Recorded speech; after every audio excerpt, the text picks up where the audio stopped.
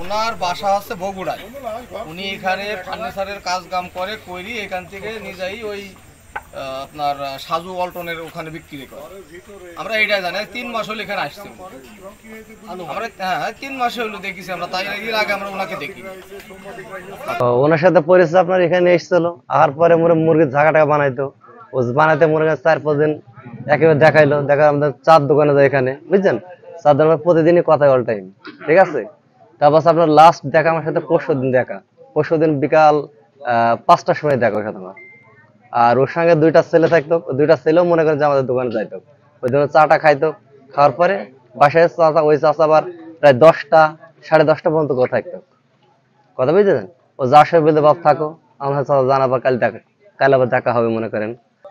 যখন হয়েছে ওদেরকে কে নাকি ফোন দিয়েছে যে হয়েছে ওইখানে বগুড়ার না কোথাকার লোক আছে ভাড়াটি, সে নাকি মারা গেছে। আমি বললো কার ঘরে? তো বললো যে রিকাতের বাড়িতে, আন্ডারগ্রাউন্ডের ভিতরে। কি কাজ করে? ওরা বললো যে হচ্ছে কাঠের কাজ করে। তারপরে আমি আবার হয়েছে ফোন রাখি দিই, আমি আবার আশাকে ফোন দিলাম। আশা বললো যে হ্যাঁ এরম ঘটনা ঘটে, ওইখানে মানুষ ভিতরে তালা মারা, বাইরে তালা মারা, ভিতরে সিটকেন দেয়া, লোক ওইখানে পড়ে আছে। আমি বললাম বাইরে তালা মারি তাহলে বাড়ালো কমেন দি। তো বললো ওরা সিঁড়ি দিয়ে যা আশা করে।